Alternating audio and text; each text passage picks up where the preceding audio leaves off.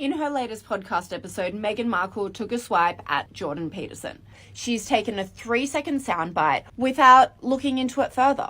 Raise your hand if you've ever been called crazy. I don't think that men can control crazy women. This is something my wife has pointed out too. She said, well, men are going to have to stand up for themselves, but here's the problem.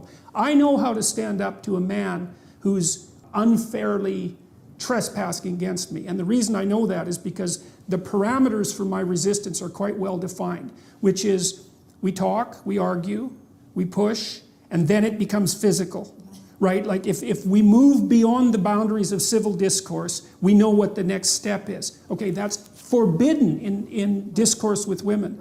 And so I don't think that men can control crazy women. I really don't believe it. I think that they have to throw their hands up. There's no step forward that you can take under those circumstances, because if the man is offensive enough and crazy enough, the reaction becomes physical right away, or at least the threat is there. And when men are talking to each other in any serious manner, that underlying threat of physicality is always there, especially if it's a real conversation, and it keeps the thing civilized to some degree. For example, there's a woman in Toronto who's been organizing this movement, let's say, against me and some other people who are going to do a free speech event, and she managed to organize quite effectively, and she's quite offensive, you might say. She compared us to Nazis, for example, which, you know, publicly, using the swastika, which wasn't really something I was all that fond of.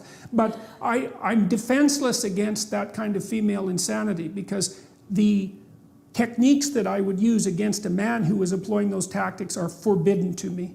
So I don't know, like, it seems to me that it isn't men that have to stand up and say enough of this, even though that is what they should do. It seems to me that it's sane women who have to stand up against their crazy sisters and say, look, enough of that, enough man-hating, enough pathology, enough bringing disgrace on us as a gender.